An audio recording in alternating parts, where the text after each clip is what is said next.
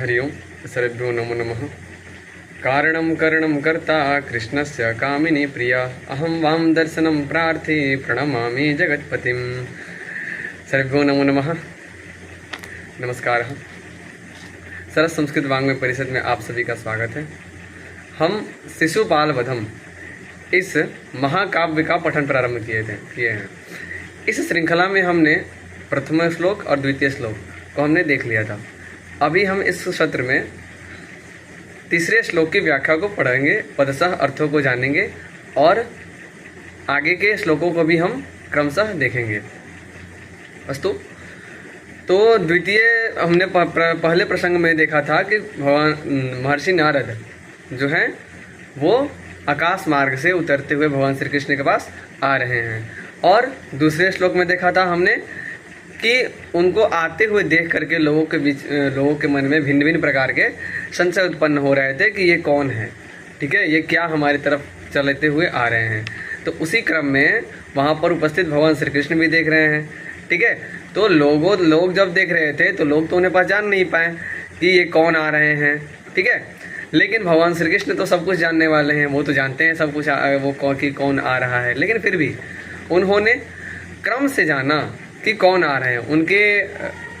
उनका जो स्वरूप था, उनके कुछ चिन्हों को देख करके, और वो जैसे जैसे नज़दीक आते गए वैसे वैसे उन्हें प्रतीत हुआ क्रम से वो जाने कि महर्षि नारद आ रहे हैं। अस्तु। तो इसी का वर्णन कि वो क्या जाने, कैसे जाने, इसी बात का वर्णन हम अभी इस श्लोक में पढ़ने वाले हैं, ठीक है। तो श्लोक है चयस्त्विषामीत्यवधारितं पुरा चयस्त्विषामीत्यवधारितं पुरा ततः शरीरेति विभाविता कृतिं विभुर्विभक्तावयवं पुमानिति क्रमादमुं नारद इत्यबोधिशः।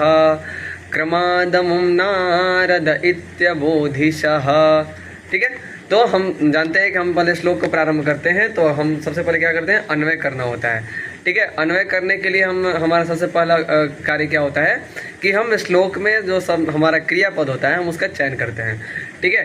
तो अब हम चौथी पंक्ति को देखेंगे, वहाँ पर लिखा हुआ है अबोधि अर्थात समझे, ठीक है। अबोधि अर्थात समझे। अब यहाँ पर समझे क्रियापद है, हमने एक तो क्रियापद मिल गया, तो अब इससे प्रश्न क्या होगा, किसने समझा, क्या समझा, ठीक है। तो अबोधि के बाद अगला पद आ रहा है हमारे समक्ष सह अबोधि सह। अब यहाँ पर सह मतलब वह, मतलब वे समझे। अब वे कौन है, वे कैसे हैं, अब ये सारे हमारे सामने प्रश्न आएंगे कि वे कौन है। तो वैसे यहाँ पर वह जो शब्द है वो भगवान श्री कृष्ण के लिए प्रयोग किया गया है, लेकिन हम अभी जानेंगे वो कौन है, ठीक है। तो सह अबोधि, उन्होंने समझा, वो समझे, वो जाने। अब वो कौन है, तो उनके लिए एक शब्द का प्रयोग किया गया है। देखिए तीसरी पंक्ति में सबसे पहला शब्द है विभु अर्थात व्यापक, जो सब जगह व्यापक है, जो सब जगह व्याप्त है, ठीक है। तो विभु सह अबोधि, जो सब जगह व्यापक है, ऐसे वह, ऐसे कौन है, तो ऐसे भगवान श्री कृष्ण। विभु सह कहा, तो विभु सह भगवान श्री कृष्ण। सह अबोधि, उन्होंने समझा। अब प्रश्न होगा क्या समझा, ठीक है। तो उससे पहले अबोधि से पहले लिखा है क्रमादमुं नारद इति अबोधि, नारद इति अबोधि, नारद हैं ऐसा समझा, कि जो आकाश मार्ग से आ रहे हैं, जो लोग देख रहे हैं, जो समझ नहीं पा रहे हैं कि वो कौन आ रहे हैं, लेकिन भगवान श्री कृष्ण ने क्रम से उनको समझा कि ये कौन आ रहे हैं, और क्रम से उन्होंने जाना कि ये नारद जी आ रहे हैं, ठीक है। नारद इति अबोधि, नारद इस प्रकार से उन्होंने समझा, ठीक है। और कैसे समझा, तो क्रमात। देखिए चौथी पंक्ति में सबसे पहला है क्रमात अर्थात क्रम से समझा, यानी पहले उन्होंने कुछ और समझा, फिर उन्होंने क्या समझा, और फिर अंत में उन्होंने नारद ऐसा समझा। क्रम से उन्हें ऐसा लगा कि ये जो आ रहे हैं वो कौन है, नारद हैं, ठीक है।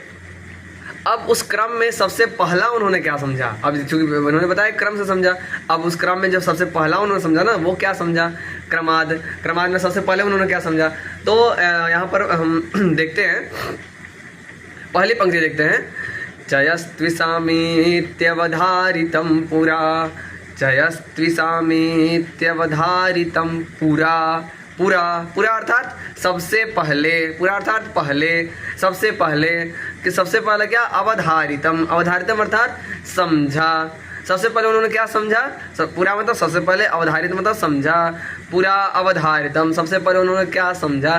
तो देखिए उससे पहले क्या लिखा है, चयः त्विषाम, चयः त्विषाम अर्थात त्विषाम चयः, चयः मतलब होता है समूह, चयः मतलब क्या होता है, समूह, और त्विषाम मतलब होता है कांतियों का समूह, बहुत ही एक प्रचुर मात्रा में कांतियों का, और चयः मतलब क्या होता है, समूह। तो उन्होंने क्या समझा कि जब वो ऊपर आकाश मार्ग से उतरते हुए रहे ना, तो मैं बता दूं कि प्रत्येक जो ऋषि मुनि होते हैं, प्रत्येक जो महा तपस्वी लोग होते हैं, उनका एक आत्म तेज होता है, आत्म ज्योति होता है, आत्म प्रकाश होता है, जो हमेशा उनके शरीर से प्रकाशित होता रहता है, जिसको हम क्या कहते हैं, ओज कहते हैं, तेज कहते हैं, ठीक है। तो उनके तेज के कारण वो सिर्फ दूर से वो क्या दिख रहा है, सिर्फ उनका तेज ही दिख रहा है, वो नहीं दिख रहे हैं ऐसे, इसलिए भगवान श्री कृष्ण को वो क्या आते हुए दिखे, चयः त्विषाम, त्विषाम चयः अर्थात कांतियों का समूह, ठीक है, ऐसा उन्हें प्रतीत हुए, ठीक है, कांतियों का समूह उन्हें ऐसा प्रतीत हुए। अब देखिए, और चयः त्विषाम इति अवधारितम, इस प्रकार के उन्होंने सबसे पहले समझा। तो हमारा सबसे पहले क्लियर है कि सबसे पहले उन्होंने क्या समझा, त्विषाम चयः, ठीक है। अब उसके बाद उन्होंने क्या समझा, तो द्वितीय में लिखा हुआ है, देखिए लिखा है, ततः शरीरेति विभाविता कृतिम, पहली पंक्ति में है पूरा मतलब सबसे पहले, और दूसरी पंक्ति में है ततः, ततः अर्थात उसके बाद, ततः अर्थात उसके बाद, यानी पहले जब समझ लिया क्या, कांतियों का समूह, अब वो जो थोड़ा और नजदीक आए, आते हुए और नजदीक आ रहे हैं, तो फिर जब वो और नजदीक आए, तो तथा मतलब उसके बाद शरीरी, शरीरी अर्थात कोई शरीरधारी, शरीरी इति विभावित आकृतिम, विभावित आकृतिम है ना, तो विभावित, विभावित अर्थात ज्ञात हुए, और आकृतिम अर्थात आकृति वाले। अब देखिए, अब वो क्या है कि भगवान जो महर्षि नारद है वो आ रहे हैं, नज़दीक आए, तो पहले तो वो सिर्फ तेजों में दिख रहे थे, लेकिन जब वो थोड़ा और नज़दीक आए तो उन्हें क्या प्रतीत हुआ कि कोई शरीरी आ रहा है, अर्थात कोई मानव थोड़ा और नज़दीक आए तो उनका थोड़ा सा शरीर दिख रहा था, अर्थात शरीरधारी कोई आ रहा है, शरीरी इति विभावित आकृतिम, की आकृति से उन्हें पता चला कि वो कौन है, कोई शरीरधारी आ रहे हैं। लेकिन हाँ, यहाँ पर अभी भी स्पष्ट नहीं है कि वो शरीरधारी कौन है, पुरुष है कि महिला है, ये भी अभी तक स्पष्ट नहीं है, केवल इतना पता चला है कि कोई शरीरधारी आ रहे हैं, ठीक है। तो अब वो शरीरधारी कौन है, ठीक है, पुरुष है महिला है, अब हम आगे देखते हैं, ठीक है। तो फिर उसके बाद क्या करते हैं कि विभुर्विभक्ता वयवम पुमानिति, विभक्ता वयवम पुमानिति, अब क्या है कि विभक्ता अवयवम, विभक्त यानी पृथक पृथक, अवयवम यानी शरीर के अंग प्रत्यंग उनके दिखने लगे, ठीक है। जब और नजदीक आए तो उनके शरीर के अंग प्रत्यंग दिखने लगे, तो विभक्ता अवयवम से वो क्या प्रतीत है, पुमान, पुमान अर्थात कोई पुरुष हैं, ठीक है, पुमान अर्थात कोई पुरुष हैं, ऐसा प्रतीत हुए, ठीक है। विभुर्विभक्ता वयवम पुमानिति, पुमान अर्थात पुरुष है, इति अवधारितम, ठीक है। इस प्रकार उन्होंने इति अबोधि, इस प्रकार उन्होंने ऐसा समझा, कैसे समझा, तो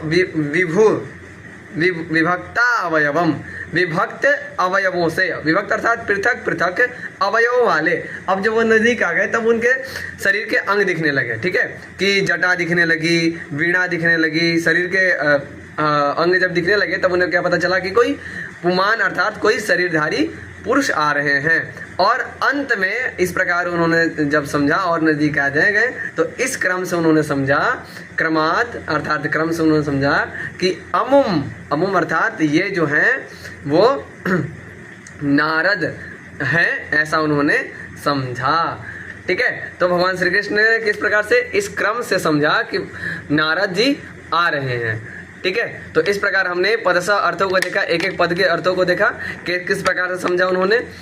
अब हम प्रत्येक श्लोक को, अब मैंने अब आप लोगों के सामने सिर्फ पदसा अर्थ को रखा, एक बार हम संपूर्ण अर्थ को देखेंगे। ठीक है, तो ऐसे है कि विभु सहा विभु अर्थात भगवान श्री कृष्ण, विभु अर्थात व्यापक, जो सर्वज्ञ हैं, जो सब कुछ जानते हैं। क्या भगवान श्री कृष्ण सब कुछ नहीं जानते हैं? हाँ, उन्हें ये पता नहीं था कि वो नारद जी आ रहे हैं। ठीक है, लेकिन फिर भी उन्होंने क्रम से समझा, क्योंकि वो यहाँ पर कैसे है, मानव रूप में इनको प्रस्तुत किया गया है। ठीक है, तो विभु सह, ठीक है, और पूरा मतलब सबसे पहले क्या समझा उन्होंने कि त्विषाम चयः, सबसे पहले उन्होंने क्या, त्विषाम चयः अर्थात कांतियों का समूह इति अवधारितम, ऐसा उन्होंने समझा।